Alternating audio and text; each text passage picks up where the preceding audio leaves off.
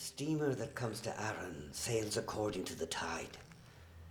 And it was 6 o'clock this morning when we left the quays of Galway in a dense shroud of mist. A low line of shore was visible at first between the movements of the waves and the fog. But as we came further, it was lost sight of. And nothing could be seen except the mist curling in the rigging and a small circle of foam. In about 3 hours, Aran came in sight. A dreary rock appeared at first, sloping up from the sea into the fog. And as we came closer, the Coast Guard station, the village.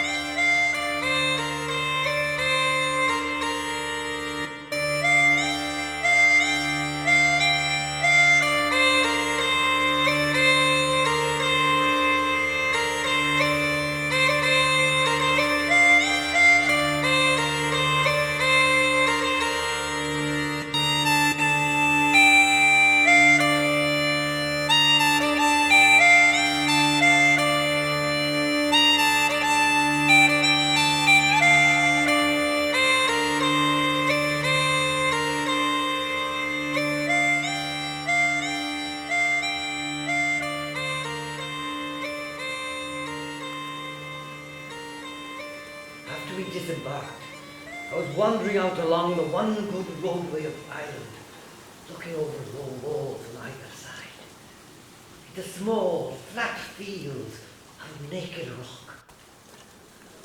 I have seen nothing so desolate. Grey floods of water are sweeping everywhere upon the limestone, making a wild torrent of the road that twined continually over low hills or through cavities in the rock, or passed among a few small fields of potatoes or grass hidden away in corners that had shelter. And whenever the cloud lifted, I could see the edge of the sea below me on the right, and the naked ridge of the island above me on the other side. Occasionally, I passed a lonely chapel or a schoolhouse, or a row of stone pillars with crosses above them, bearing an inscription, asking a prayer for the soul of the person they commemorated.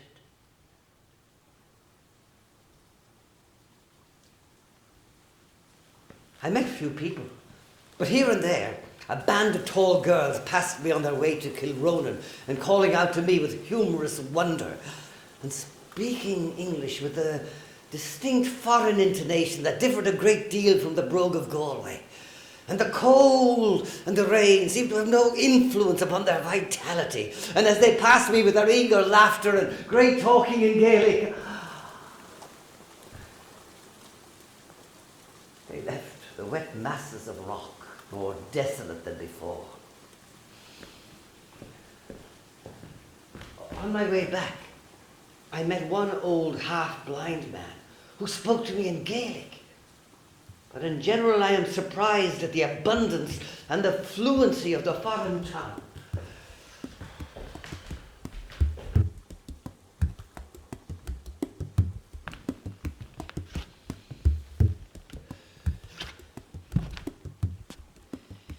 In the afternoon, the rain continued. So I sat in the inn, looking out through the mist at a few men who were unlading a hooker that had come in with turf from Connemara, and at a few long-legged pigs that were playing in the surf. And as the men came in and out of the public house underneath my room, I could hear through the broken panes that some of them still used the Gaelic, though it seems to be falling out of use among the younger people of the village. The woman of the house offered to get me a teacher of the language. And a while later, I heard a shuffling on the stairs. The old dark man I had met earlier in the morning groped his way into the room. I brought him over to the fire, and we sat and we talked for many hours.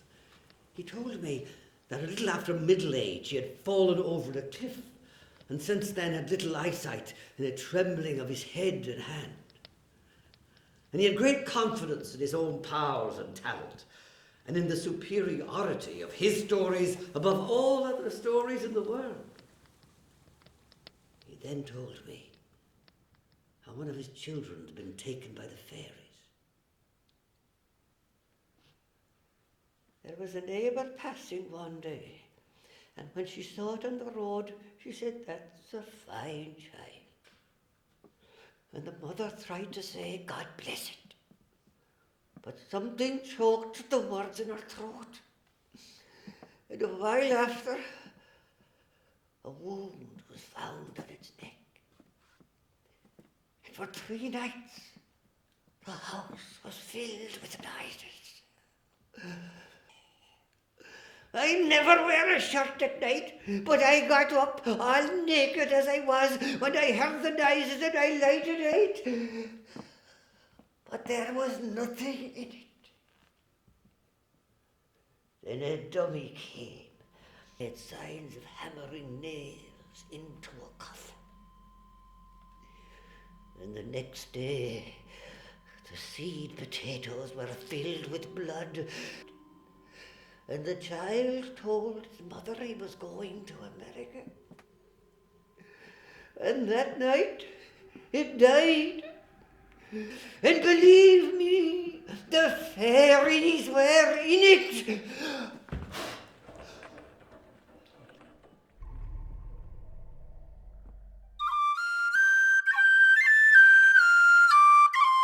I went out through Killarney, the poorest village in Aran, to a long neck of sandhill that runs out into the sea to the southwest.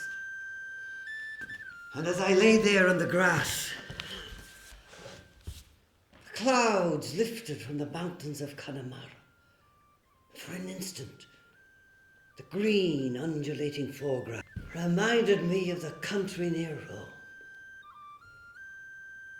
And then the dun top sail of a hooker glided above the edge of the sandhill, revealing the presence of the sea.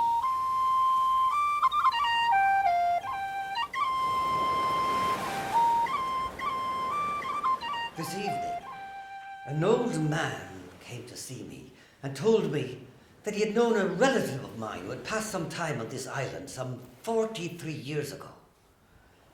I was standing under the pier wall mending nets when you came off the steamer, and I said to myself in that moment, if there is a man of the name of Singh walking the world, it is that man yonder will be he. He then went on to complain in a simple yet dignified language of the changes that had taken place here since he left the island to go to sea before the end of his childhood. I have come back to live in a bit of a house with my sister. The island isn't at all the same to what it was, and it's little good I can get from the people who are in it. And anything I have to give them, they don't care to have.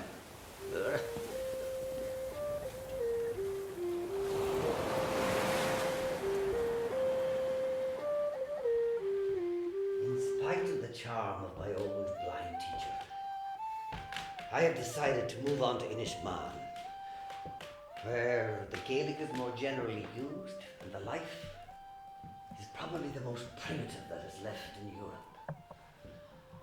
And all this last evening I've spent with my old blind guide, looking at the antiquities that abound in the north and the northwest of the island.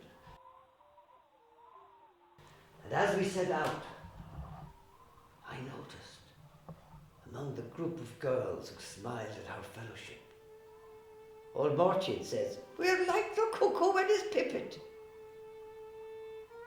A beautiful oval face, with a singular spiritual expression that is so marked in one type of West Ireland woman.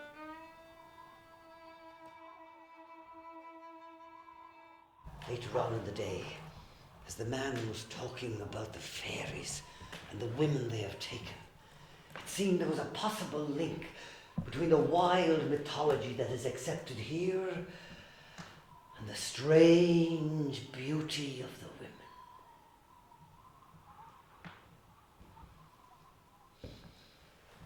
On our way back, he gave me the Catholic theory of the fairies. When Lucifer saw himself in the glass, he thought himself equal to God. So the Lord threw him out of heaven and all the angels that belonged to him. And as he was chucking them out, an archangel asked him to spare some of them. And those that were falling are in the air still, and have the power to wreck ships and do evil in the world.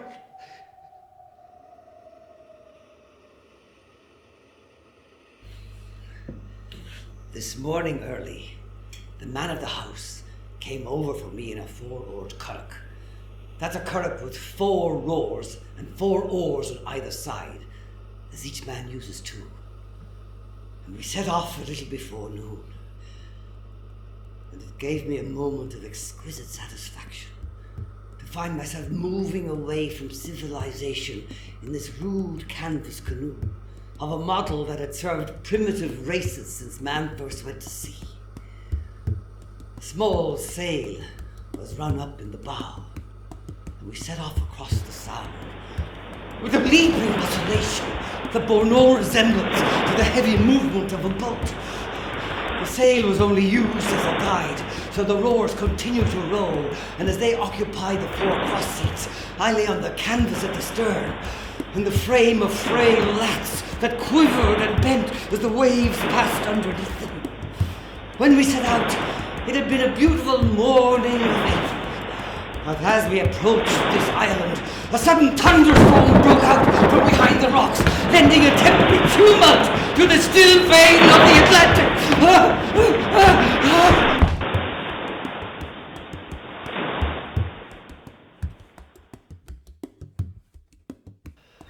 We arrived at a small pier, from which a rude track led up to the village, between small fields and bare sheets of rock like an Aran moor. And the youngest son of the boatman, and a boy of 17, who is to be my teacher and guide, led me to his house, while the others settled the curragh and followed slowly with my baggage.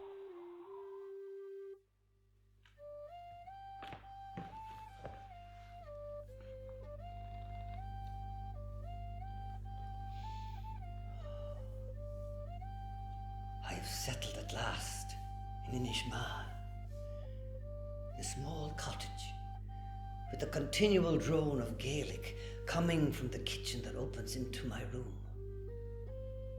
The kitchen itself, where I will spend most of my time, is full of beauty and distinction. The red dresses of the women who cluster around the fire in their stools give a glow of almost Eastern richness. The walls have been honed by the turf smoke to a soft brown that blends with the grey earth colour of the floor. The men's oilskins and fishing tackle are hung upon the walls and among the open rafters, and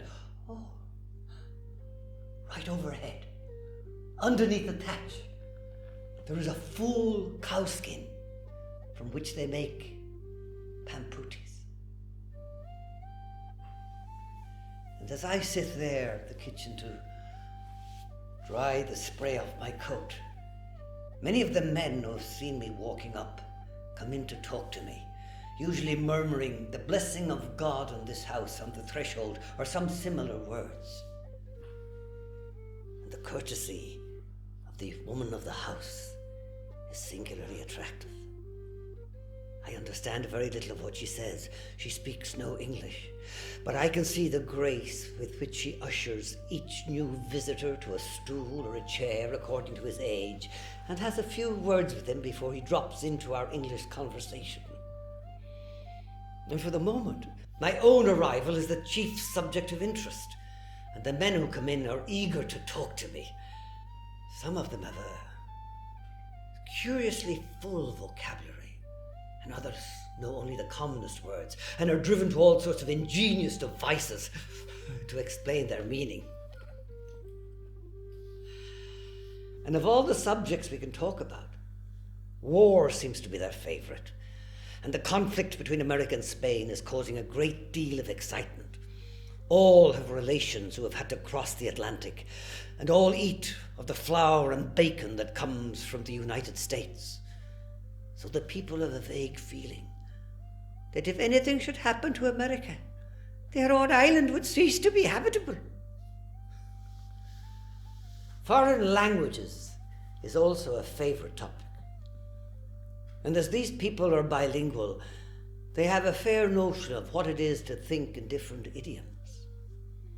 Now, most of the visitors they see on the islands are philological students, so the people have been led to believe that linguistic studies, and particularly Gaelic studies, are the chief occupation of the outside world. Well, I have seen Frenchmen and Danes and Germans, and there must be a power of Irish books along with them, and they're reading them better than ourselves. Oh, believe me, there are few rich men now walking the world who aren't studying the Gaelic.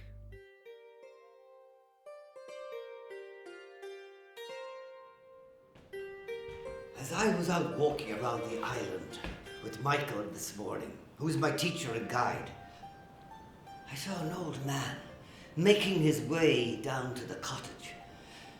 He was dressed in miserable black clothes that seemed to have been bought on the mainland, and at a distance he was so crippled with rheumatism he looked more like a spider than a human being. Michael told me he was old Pat Aran, the storyteller Morchin had told me about on the other island. I wished to turn back straight away, as he seemed to be coming down to meet me, but Michael wouldn't hear of it. He'll be sitting by the fire when we get in. Let you not be afeard. There'll be plenty of time to be talking to him by and by.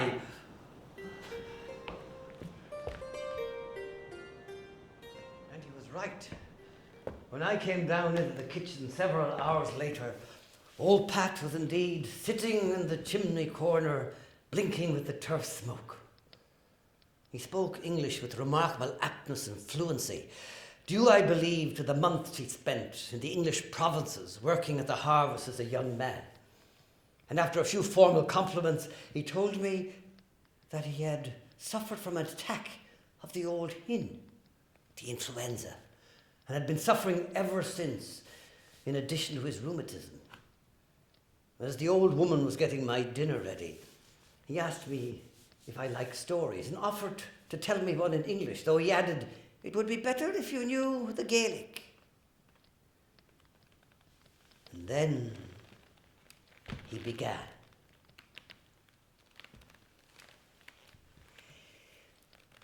There were two farmers in the County Clare.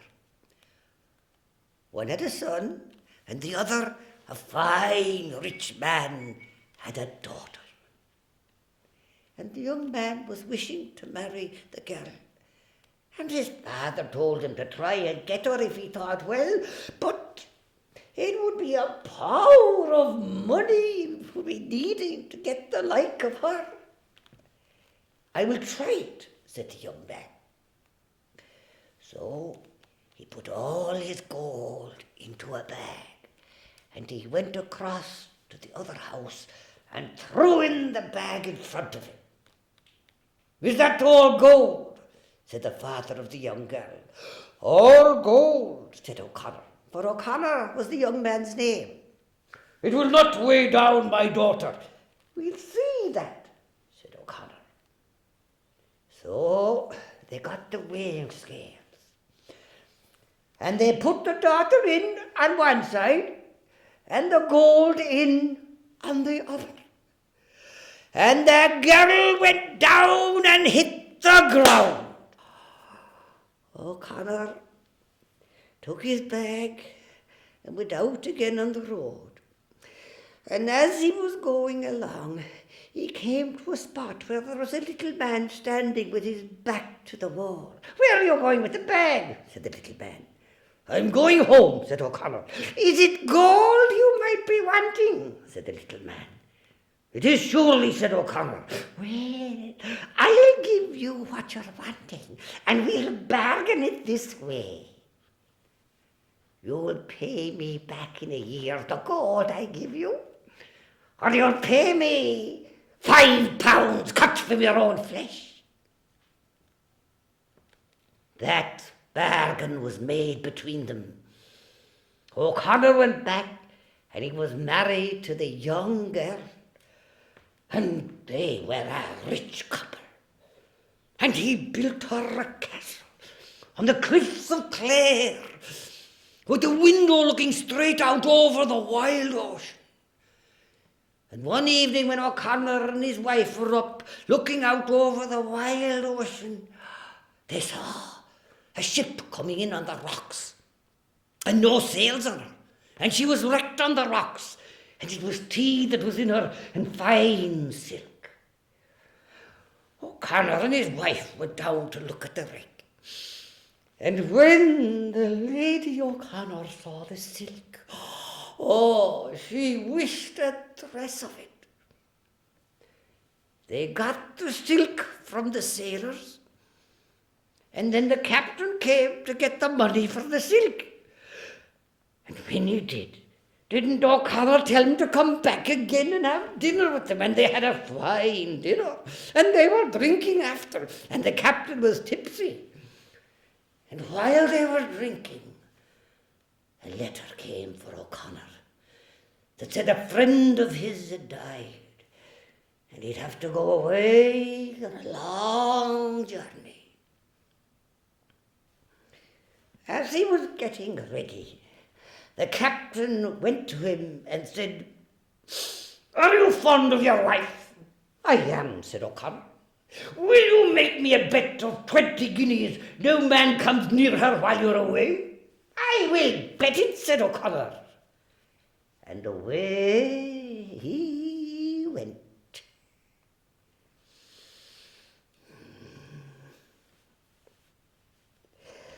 There was an old hag who sold small things on the road near the castle, and the Lady O'Connor let her sleep up in her room in a big box.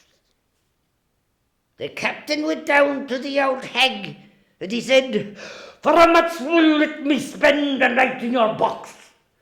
"For no money at all would I do such a thing," said the old hag. "For 10 guineas will you do it?" "No, not for 10 guineas would I do it." "For 12 guineas will you do it?" "No, not for 12 guineas would I do it." "For 15 guineas will you do it?" "Oh, no, for 15 guineas I will do it." And she brought him up, and she hid him in her box.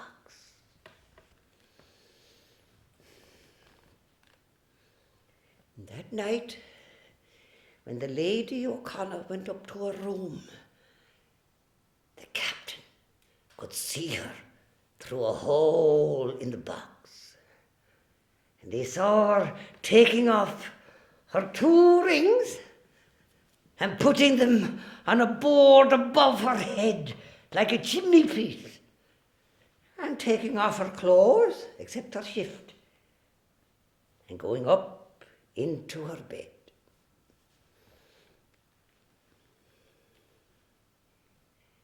When the Lady O'Connor was asleep, the captain came up out of the box.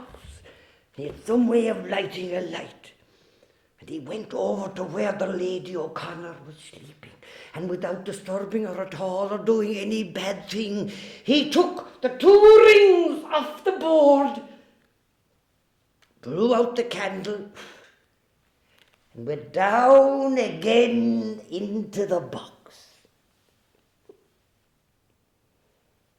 At this point, the old man paused, and a sigh of relief went up from the men and women who had come into the kitchen while the story was being told, till it was crowded with people. And when he spoke of the captain coming up out of the box, all the young girls, who seemed to understand no English, stopped their spinning and held their breath in expectation. Then the old man went on. When O'Connor came back, the captain went to him and told him he'd spent a night in his wife's room, and he gave him the 2 rings. O'Connor gave him the 20 guineas of the bet, and away he went. Then O'Connor brought his wife up to the castle to look out through the window over the wild ocean. And as she was looking out, he pushed her from behind, and she fell down over the cliff and into the sea.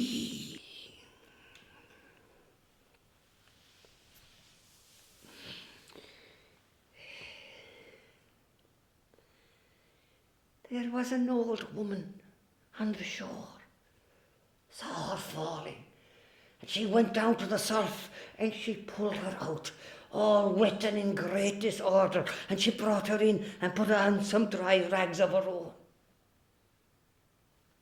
When O'Connor had pushed his wife over the cliff, he went away into the country.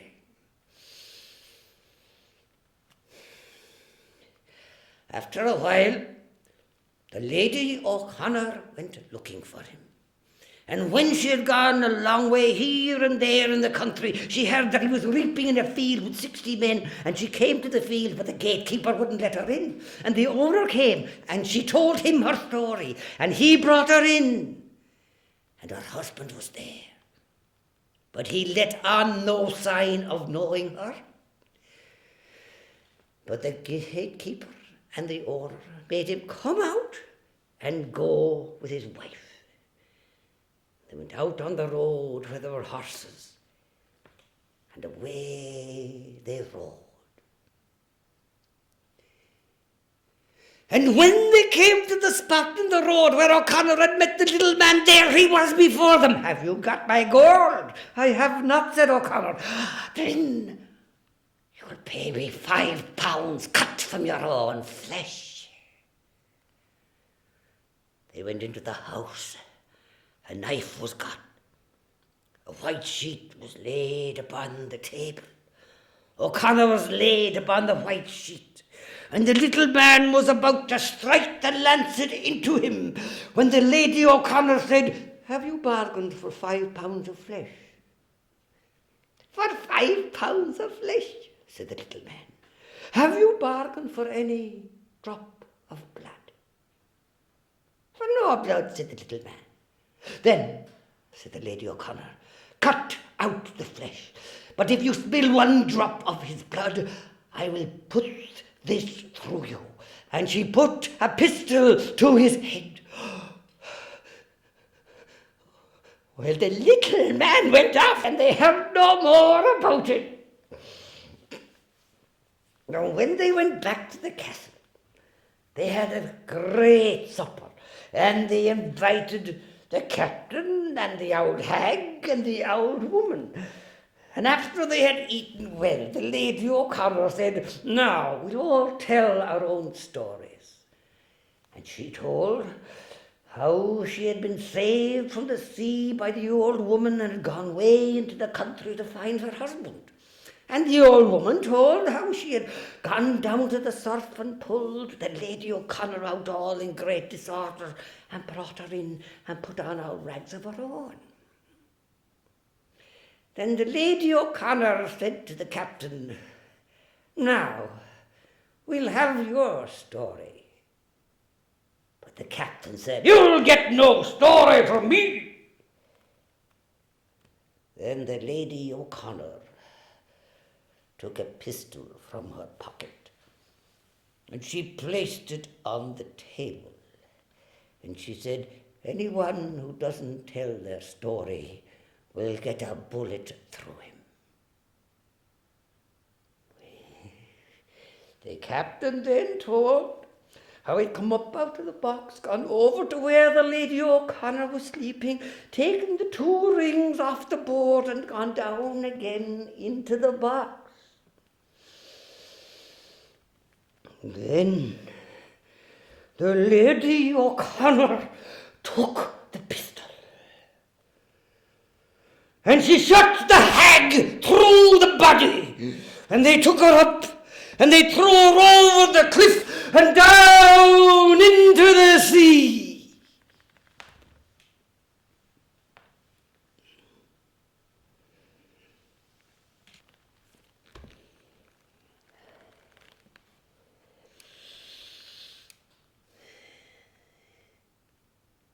And that is my story.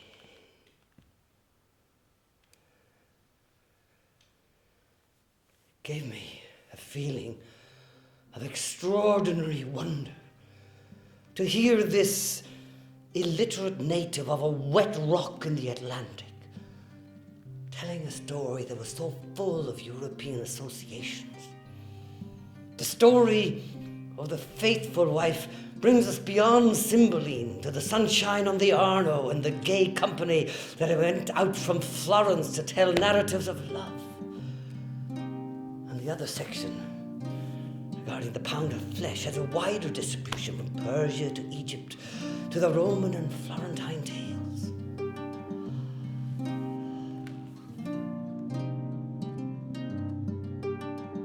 While I am out walking with Michael, someone often comes and asks me the time of day.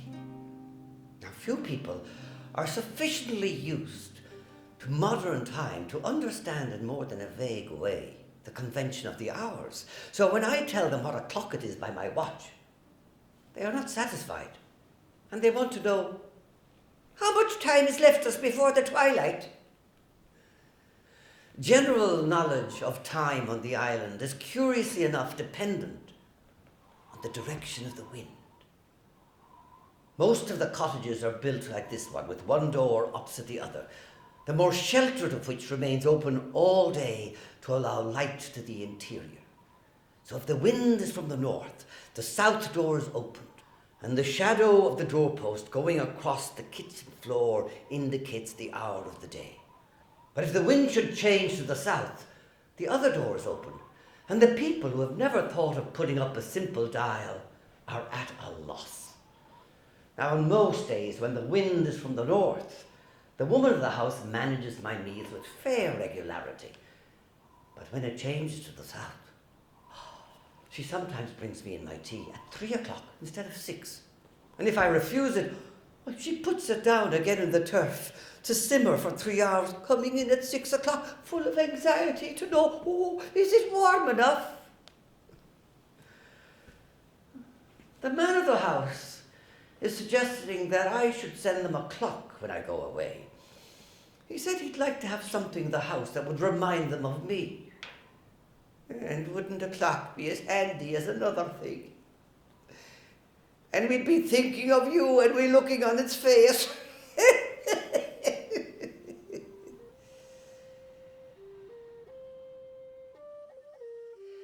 I was travelling on the road from Galway to Dublin when the darkness came on me, and it was 10 miles from the town I was wanting to stop the night in. Old Pat was telling me the story of an unfaithful wife. The hard rain began to fall, and I was tired walking, so when I saw a bit of a house with no roof on it up against the road, I got in the way the walls would give me shelter. Looking around, I saw a light and some trees 2 perches off, and thinking to myself, any sort of a house would be better than where I was. I got over the wall and went up to the house to look in at the window. Well, I saw a dead man laid on a table and candles lighted and a woman watching him, and I was afeard when I saw him, but it was raining hard, and thinking to myself, sure, if he's dead he couldn't hurt me. I went up to the house and knocked on the door, and the woman came and answered it. Good evening, ma'am, says I.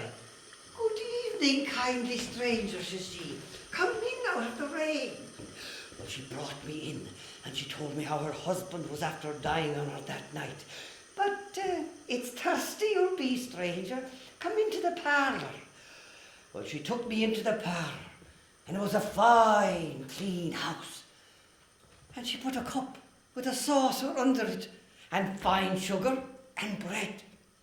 And when I'd had my cup of tea, I went back down again to the kitchen where the dead man was laid out. Well, she gave me a fine new pipe and a drop of spirits. Stranger, says she, would you be afeard to be alone with himself? Not a bit in the world, ma'am, says I. Sure, he that's dead could do no hurt. And then she told me how she wanted to go and tell her neighbours the way her husband was after dying on her. And she went out and she locked the door behind her. Well, I smoked one pipe, and then I took another, and I was smoking it with my hand at the back of the chair, the way you are yourself now, God bless you, and I looking on the dead man. When he opened his eyes as wide as myself and looked at me, don't be afeard, stranger, I'm not dead at all in the world. Come over here and help me up and I'll tell you all about it. Well, I went over and I took the sheet off him, and I saw that he'd a fine flannel drawers on him and fine clean shirt. I've a bad wife, stranger. I let on to be dead the way I'd catch her going down. Then he took 2 sticks he had to keep his wife down, and he put them each side of his body, and he lay back down again as if he were dead. After a while, the woman came back, and a young man along with her. Well, she gave him his tea, and she told him he was tired, and that he would do right to go and lie down in the bedroom. And when the young man had gone in, the woman came again to watch over the dead man. After a while, she said, stranger, I'm going into the room to get the candle. I'd say the young man's asleep by now. Well, she went into the bedroom, but the devil a bit of her came back. Then the dead man got up, and he took the 2 sticks, and he gave one to myself, and we went into the bedroom, and we saw them lying together with her head on his arm. Well, the dead man, he hit him a blow of the stick, that the blood out of him leapt up and hit the gallery.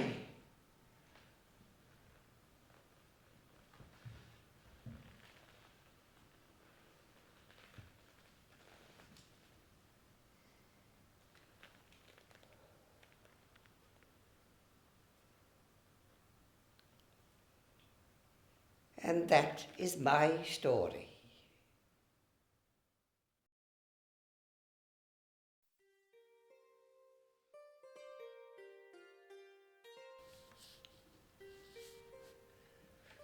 No one who has not lived for weeks among these grey skies and seas can realize the joy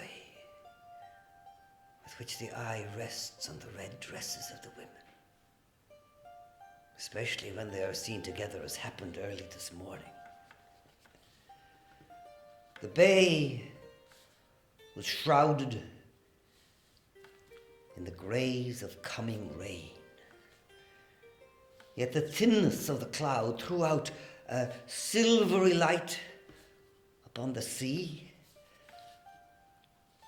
and an unusual depth of blue to the mountains of Connemara.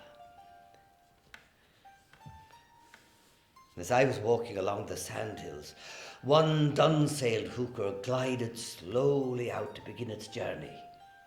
Another beat up to the pier. Troops of red cattle, driven mostly by the women, were coming from several directions, forming with the green tract of grass that separates the sea from the rocks, a new unity of colour. The pier itself was filled with bullocks and a great number of the people. I noticed one extraordinary girl who seemed to exert an authority on all who came near her. Her strangely formed nostrils and her narrow chin gave her a witch-like expression.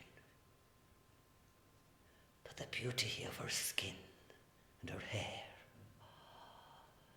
made her singularly attractive.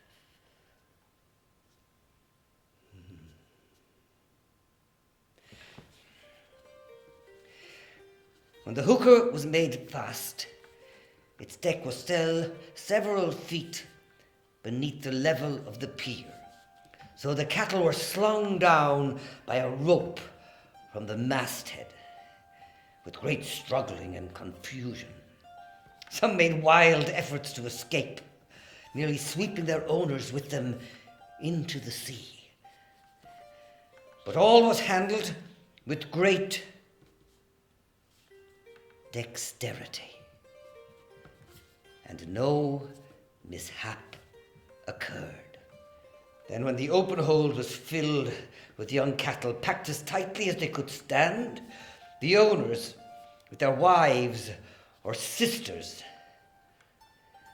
who went with them to Galway to prevent extravagance, jumped down onto the deck, and the voyage was begun.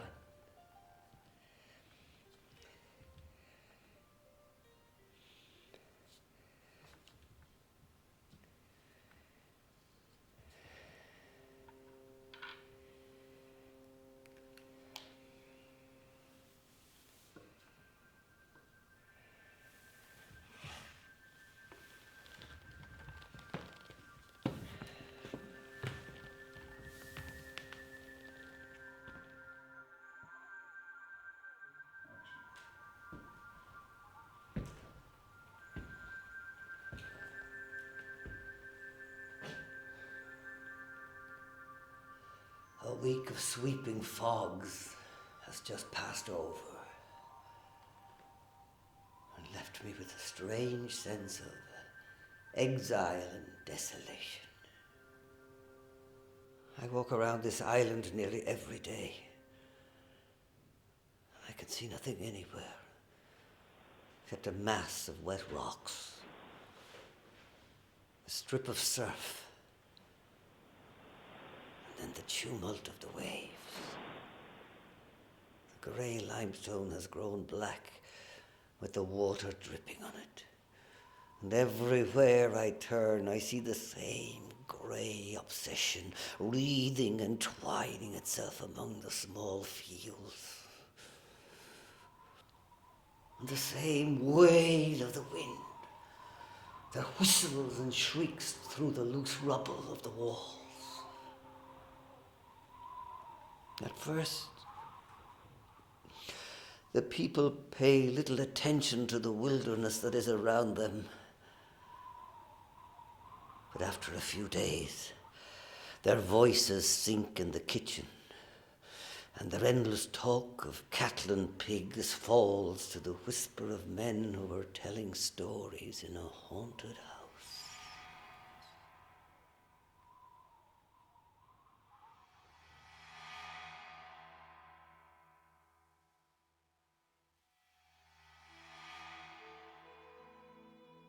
After Mass this morning, an old woman was buried. She lived in the cottage next to mine, and more than once before noon I heard a faint echo of the keen. I did not go to the wake for fear my presence might jar upon the mourners, but all last evening I could hear the sound of the hammer in the yard, where in the middle of a crowd of idlers the next of kin laboured slowly at the coffin. Then this morning, before the hour for the funeral, poitín was brought out and served to a number of men upon the road, and a portion was brought to me in my room. And then the coffin was carried out, loosely sewn in sailcloth, and held near the ground by 3 crosspoles lashed upon the top.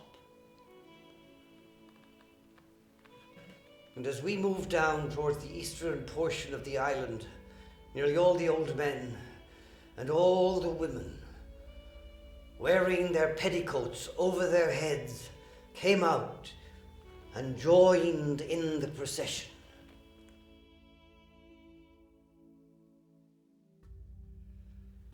And as they were waiting for the grave to be opened, the old woman sat down among the tombstones, bordered by a pale fringe of early bracken, and began the wild keen or crying for the dead. And each old woman, as she took her turn in the leading recitative, seemed for a moment possessed of a profound ecstasy of grief, swaying to and fro and bending her forehead to the stone before her, while at the same time crying out to the dead with a perpetual recurring chant of sobs. And all over the graveyard, other old wrinkled women, looking out from underneath their deep red petticoats, swayed to the same rhythm and intoned the same inarticulate chant that is sustained by all as an accompaniment. The morning had been beautifully fine, but as they lowered the coffin into the grave, the thunder rumbled overhead and the hailstones hissed in the bracken.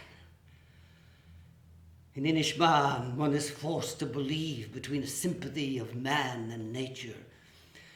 And at that moment, when the thunder sounded its death peal with extraordinary grandeur above the voices of the women, I could see the faces near me, stiff and drawn with emotion. And when the coffin was in the grave, and the thunder had rumbled away across the hills of Clare, the keen broke out again more passionately than before. This wild keen, or crying for the dead, is no personal complaint for the death of one old woman over 80 years, but seems to contain within it the whole passionate rage that lurks somewhere in every native of this island. In this cry of grief, the inner consciousness of the people seems to lay itself bare for an instant, to reveal the mood of beings who feel their isolation in the face of a world that wars on them with winds and seas. They are usually silent, but in the presence of death, all outward show of patience or indifference is forgotten, and they shriek with a pitiable despair at the horror of the fate to which they are all doomed.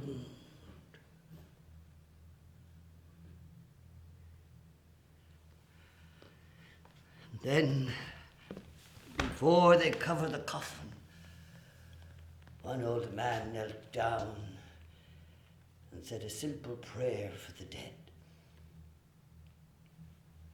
There was an irony in these words of atonement and Catholic belief, spoken by voices that were still hoarse with the cries of pagan desperation.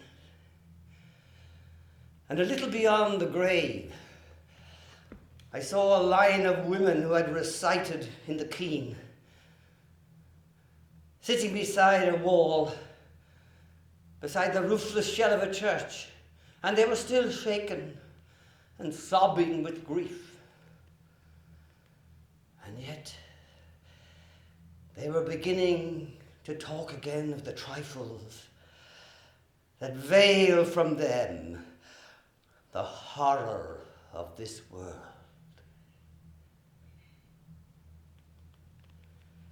And then, when we had all come out of the graveyard, two men rebuilt the hole through which the coffin had been carried through,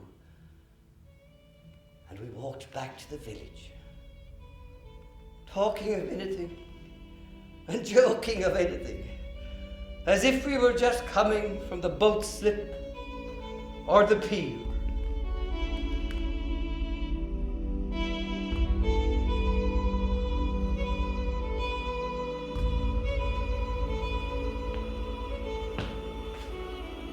2 recent attempts at evictions have come to nothing. For each time, a sudden storm arose by, it is said, the power of a native witch, when the steamer was approaching and made it impossible to land. This morning broke, however, beneath the clear sky of June, and when I came out into the air, the sea and the rocks were shining with a wonderful brilliancy. Men were standing about upon the road, dressed in their holiday clothes, talking in fear and anger, yet showing a lurking satisfaction at the thought of the dramatic pageant that was about to break the silence of the seas. At about 9:30, the steamer came in sight along a narrow line of sea horizon that can be seen in the middle of the bay, and almost immediately efforts were made to hide the cattle and the sheep of the families most in debt. Until this year, no man would consent to act as bailiff, so it was impossible to identify the cattle of the defaulters. Now, however, a man of the name of Patrick has sold his honour, so any effort at concealment is practically futile. This falling away from the ancient loyalty to the island is causing intense indignation. And yesterday, as I was dreaming on the dune, this letter was nailed on the doorpost of the chapel. Patrick, the devil, a revolver is waiting for you. If you are missed with the first shot, there are 5 others that will get you. Any man that will talk with you, work with you, or drink a pint of porter in your shop will be done with the same as yourself. 2 currachs from Kilronan, with this man Patrick, the relieving officer and the doctor, were drifting with the island, not wishing to come ashore without the support of the larger party. When the anchor was thrown, it gave me a strange throb of pain to see the boats being lowered and the sun shining on the muskets and the helmets of the constabulary as they piled into them. And once on shore, they were formed into a close marching band. The word was given, and we could hear the rhythm of their boots coming up over the rocks. We were gathered together in 2 straggling bands on either side of the road, and a few moments later we saw this magnificent band of armed men marching close by us. A stop was made at one of the first houses in the village, and the day's work began. Here, however, and at another house, a compromise was reached, because at the last moment some members of the family lent the money that was necessary to gain a respite. At another house, a young girl was ill, and the doctor interposed, and they were allowed to stay on after merely a formal eviction. Just before noon, a house was reached where there was no pretext for mercy and no money could be procured. And at a signal from the sheriff, the work of carrying out the utensils and the beds began in the middle of a crowd of natives who stood on in absolute broken only by the wild imprecations of the woman of the house. She was from one of the most primitive families on the island, and she shook with an uncontrollable fury as she saw these strange armed men who spoke a language she could not understand, driving her from the hearth that she had brooded on for 30 years. In these islands, the outrage to the hearth is the supreme catastrophe. They live here in a world of grey, where there are rains and mist every week of the year. But there are warm chimney corners, peopled by children and young girls, grow into the consciousness of every family in a way that is hard to understand in more civilized places. The outrage to the tomb in China gives no less a shock to the Chinese than the outrage to the hearth gives to these people.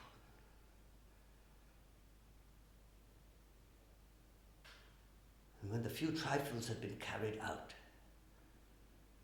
the door was blocked up with stones, and the woman of the house sat down by the threshold and covered her head with her shawl. 3 or 4 other women who lived nearby came out and sat down in a circle around her in mute sympathy.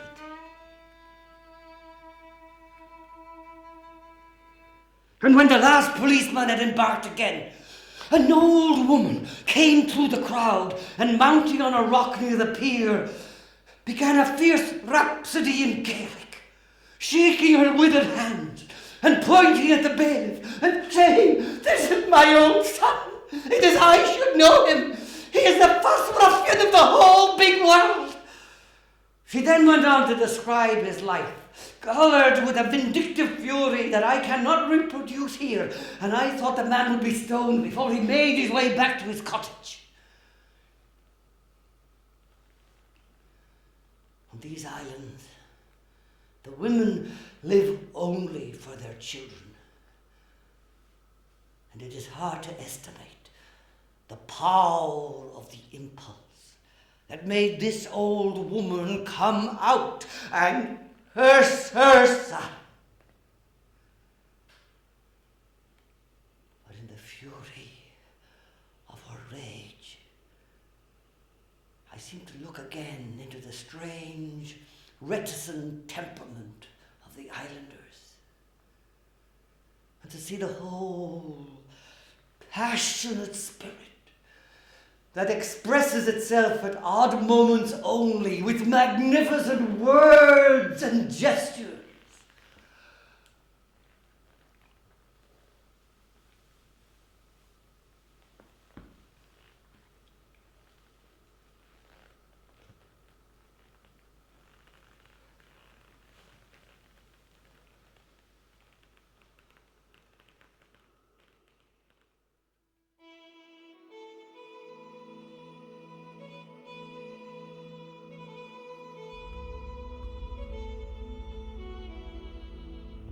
The pier on the island is also a novelty and is much thought of, because it allows the hookers that still carry cattle and turf to discharge and take their cargo directly from the shore. Now, the water around the pier is only deep enough for a hooker when the tide is full, so it will never float the steamer. So passengers must still come ashore in currachs. And often, in bad weather, we'll see 4 men standing at the top of the slip, holding a boat in their hands, watching a rock to the southwest, where they can see the strength of the waves that are coming in. The instant they see a break, they sweep down to the surf, launch their currach, and row out with incredible speed. Coming to land is attended with the same danger. And if the moment is badly chosen, they can be washed sideways and swamped upon the rocks.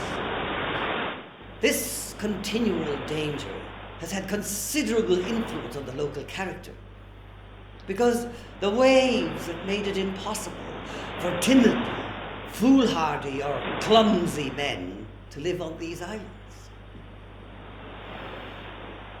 And when the men are out of the boats, I am often left with the women and the few old men who can't row.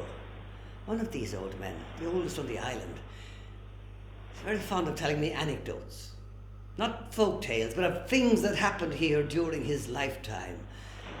And he often tells me of a Connacht man who killed his father with the blow of a spade when in passion, and then fled to this island and threw himself on the mercy of some of the natives with whom he was said to be related.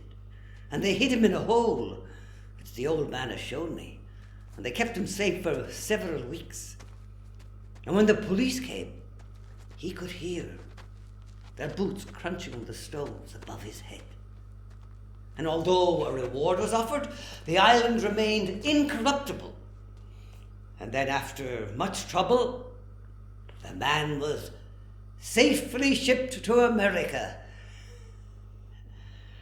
This impulse to protect the criminal is almost universal in the West, due partially to the association between justice and the hated British jurisdiction, but more directly to the feeling of these people, who are never criminals themselves but are capable of crime, that no man will do wrong unless he is under the influence of a passion that is as irresponsible as a storm on the sea. If a man has killed his father and is broken and sick with remorse, they see no reason why he should be taken away by the law and killed. Such a man, they say, will be quiet the rest of his life. And if you suggest punishment is necessary, as an example, they will merely ask, would anyone kill their father if they were able to help it?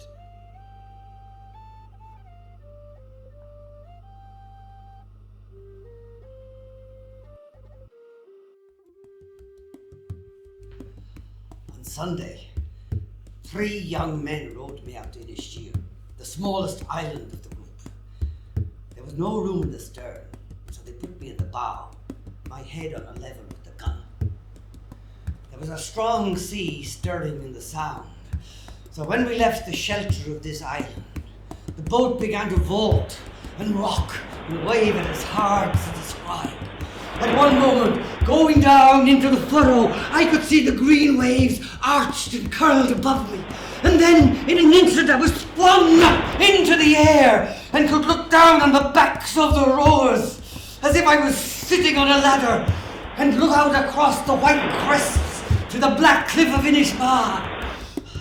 The men seemed excited and uneasy, and I thought for a moment we were going to be swamped. But I soon realized the capacity of the curragh to raise its nose in the waves, and the movement became strangely exhilarating. Almost I thought that if we were to be thrown into the blue chasm of the waves, this death, with the fresh sea saltness still in one's teeth, would be better than many a death one is likely to meet.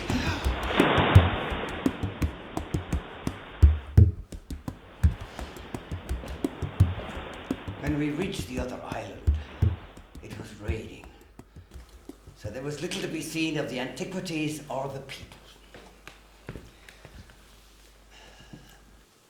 We spent the best part of the afternoon sitting on empty barrels in a public house discussing the destiny of Gaelic.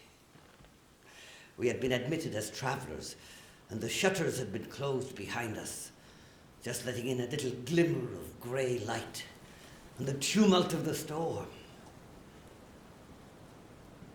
But as evening came, it began to clear.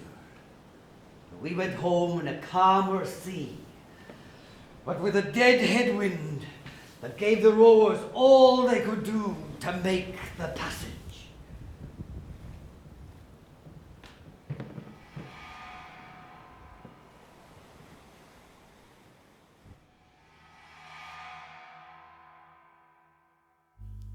Last night, after walking in a dream among buildings with strange, intense light upon them,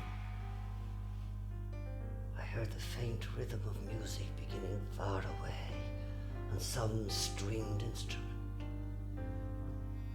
It came closer, and when it was quite near, it began to move in my brain and my nerves and urged me to dance with it.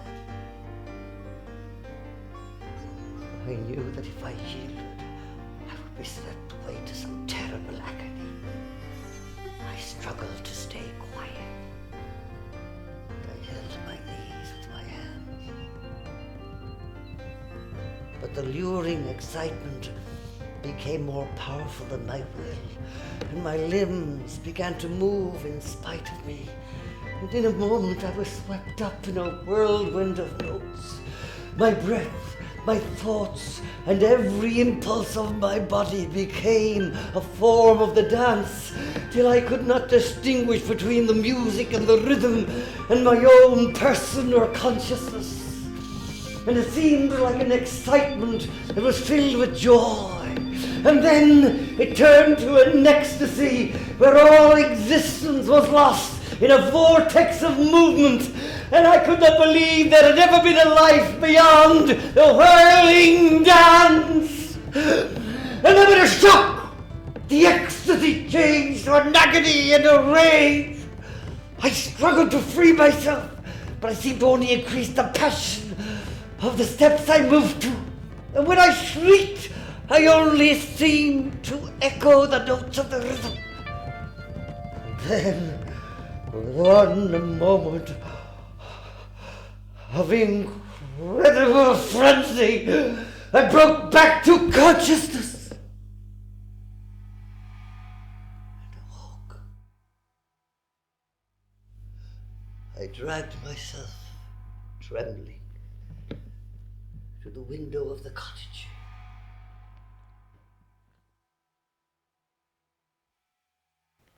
I peered out.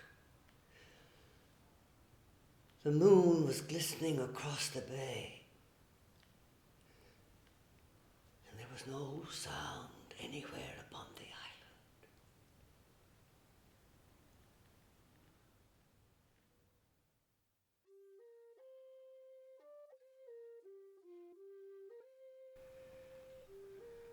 There is hardly an hour that I am here that I do not feel the shock of some inconceivable idea. But then again, the shock of some vague emotion that is familiar to them and to me. Sometimes I feel this place a perfect home. A resting place.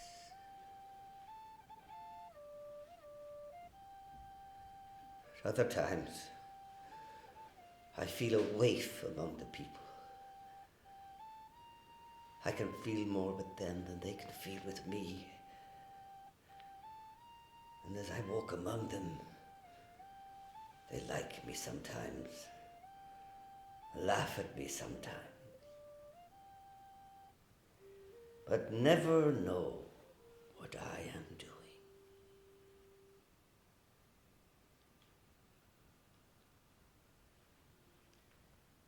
Sometimes in the evenings, I meet with a young girl who is not yet half through her teens, but seems to me one of the most consciously developed people I've met on these islands.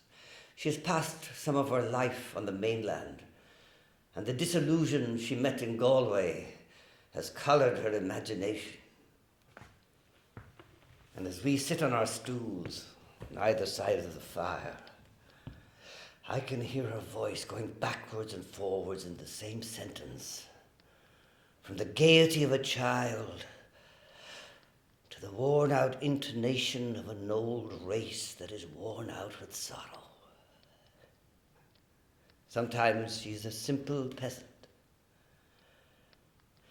Sometimes she seems to be looking out at the world with a prehistoric disillusion, and to sum up in the expression of her grey-blue eyes the whole external despondency of clouds and seas.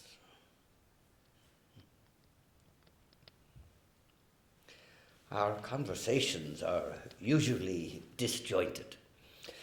One evening, we were speaking of places on the mainland.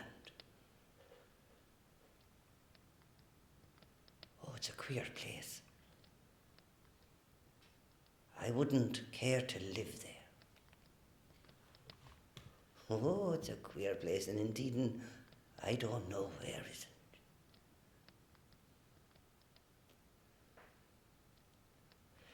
Another evening, we were speaking of people on the island and people who come to visit. Father is gone now. He was a kind man, but a queer man. Priests are queer people. Indeed, I don't know who isn't. And then after a pause, she told me with a seriousness, as if it should surprise me, and did surprise her, that she's very fond of the boys. One evening, I saw her trying to light a fire in the side room of her cottage, and I went in to help her. And I showed her how to hold a newspaper to the chimney mouth to create a draft, a method she had never seen before. And then I told her of the men in Paris who live on their own and light their own fire so they won't have anyone to bother them. And she was sitting on the floor, staring into the fire. And she looked up at me. They're like me, so. Would anyone have thought that?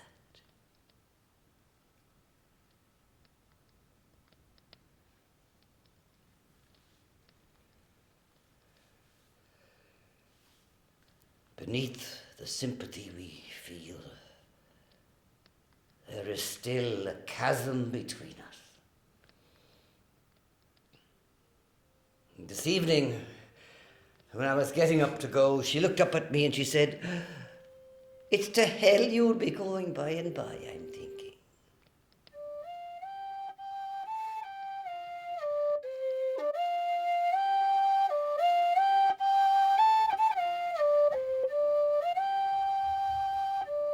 Old Morchin is keeping me company again. And now I can understand the greater part of his Gaelic. He took me out today to show me some cluchons or beehive huts that remain in the central ridge of the island. And afterwards he told me a story that took more than an hour to narrate. I can now stare at him without discourtesy. He is so blind. The expression on his face made me forget to listen. And a glow of childish transport came over him when he came to the nonsense ending. They found the path and I found the puddle. They were drowned and I was found. But if it was all the same to them that night, it wasn't all the same to me the next night. But if it wasn't itself, sure nothing was lashed, but it all back to drown. Or some such gibberish. And then, as I led him home, he brought the conversation around to a topic they never tire of, my views on marriage. And he stopped near the summit of the island and with a stretch of the Atlantic behind him, and he said, "Whisper, noble person, tell me, what is it at all you think about the young girls? The time I was a young lad, the devil a one could I look on at all without wanting to marry her." "Ah, Morchin," I said, "why are you asking me such a question? What at all must you think of me yourself?" "Oh, be that noble person. I think that soon you'll be getting married. And listen here now to what I have to say to you. The man that isn't married is no better than an old jackass. He goes into his sister's house, he goes into his brother's house, he eats a bit here, he eats a bit there, he has no home of his own. He's like an old jackass strayed upon the rocks."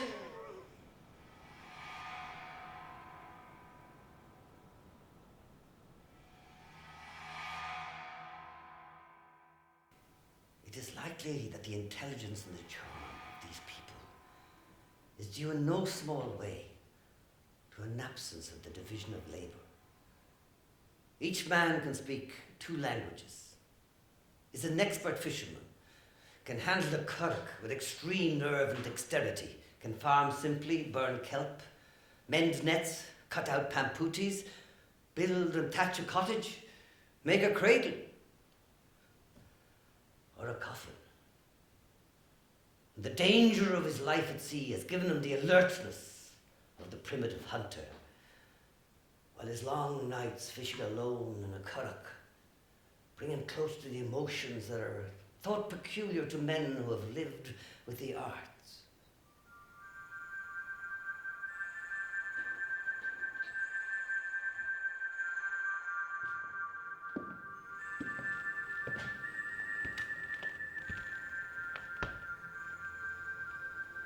The body of a young man who was drowned a few weeks ago came ashore this morning. And his family have been busy making a coffin in the yard of the house he lived in all afternoon. And his funeral was one of the strangest scenes I have met with. People could be seen going down from early in the day.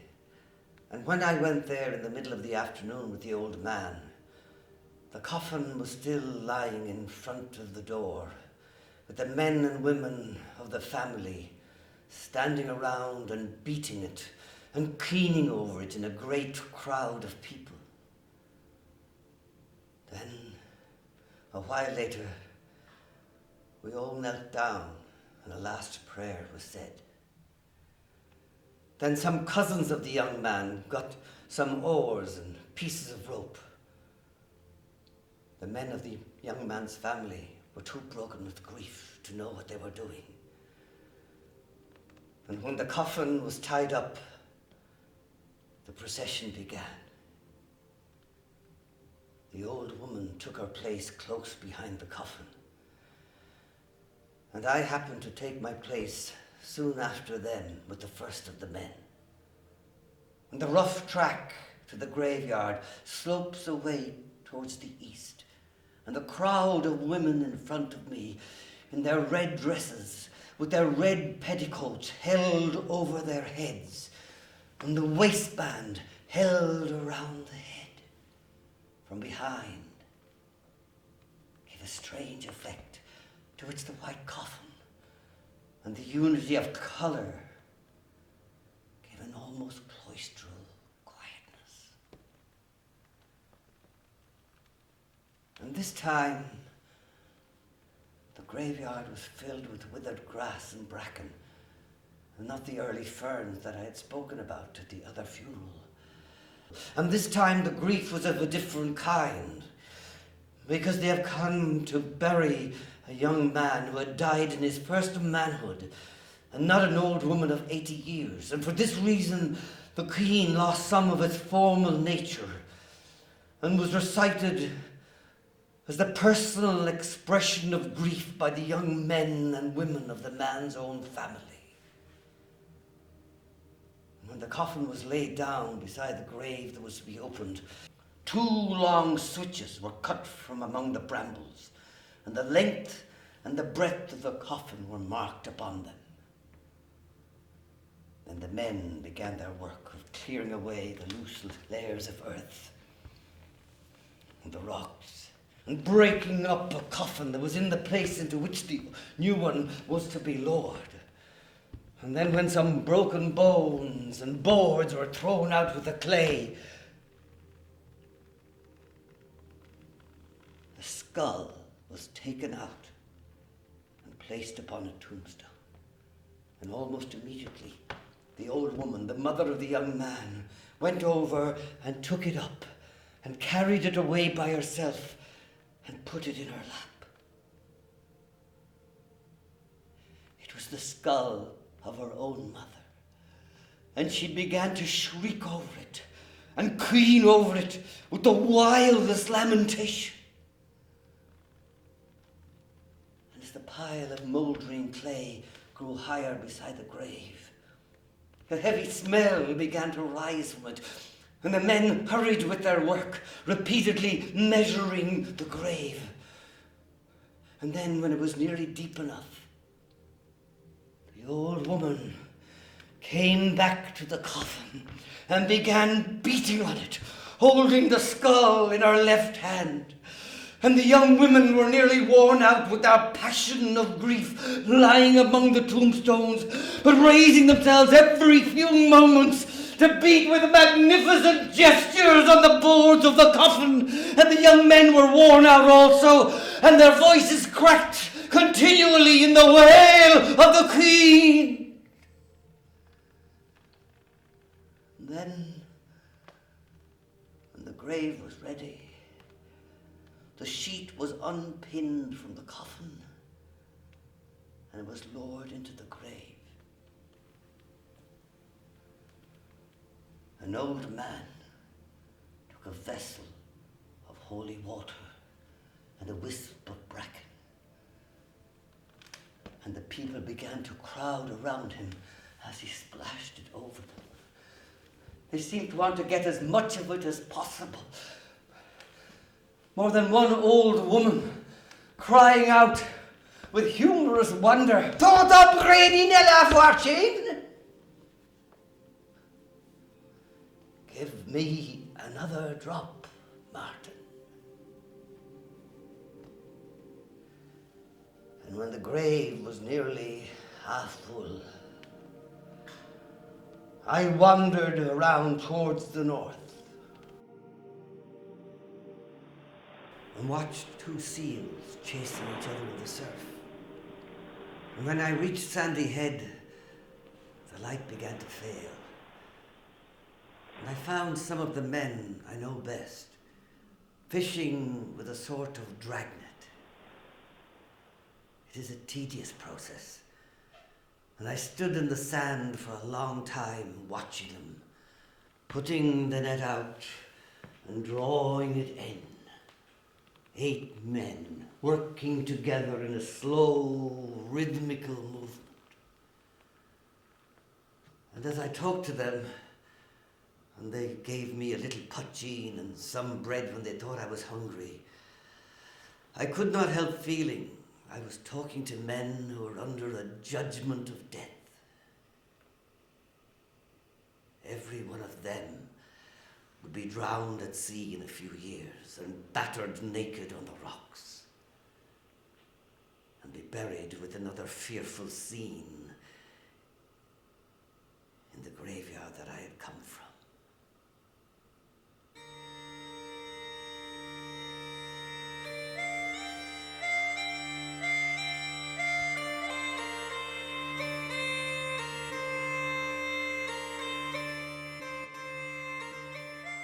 Neighbors, I am leaving in 2 days, and old Pat Aran has bidden me goodbye. I met him in the village today, and he brought me into his little tint, a miserable hovel where he spends the night. And as I sat on the threshold, he leaned on a stool behind me near his bed and gave me the last story that I will have from him, about an old widow who lived among the woods, and her only son living along with her, and he would the keeper. And that is my story. He said, to conclude as always. They say on the island that he can tell enough lies for 4 men. Perhaps the stories he has learnt have strengthened his imagination. And when I stood up on the threshold to give him God's blessing, he leaned forward on the straw that forms his bed and shed tears. And then turning to me again and raising one trembling hand with the mitten worn to a hole at the palm from the rubbing of the crutch. "I'll not see you again," he said, and the tears trickling on his face. "When you come back next year, I won't be in it. I won't live beyond the winter." And so it was. When I did come back next year, Old Pat had indeed passed away. But listen here now to what I'm telling you.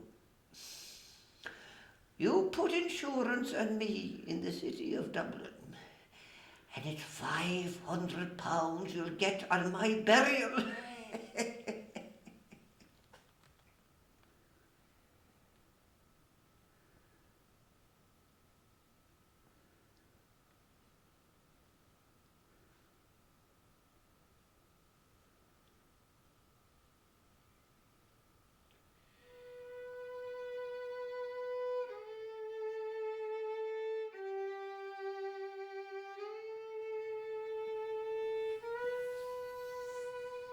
I have come out from a hotel full of tourists and commercial travellers to walk along the edge of Galway Bay and to look out again in the direction of the islands. The yearning I have for those lonely rocks is indescribably acute. In this town, which is usually so full of wild human interest, seems to me in my present mood a tawdry medley of all that is crudest in modern life. And yet, the islands are fading already, and I can hardly believe that the smell of the seaweed, the sound of the Atlantic, is still moving around.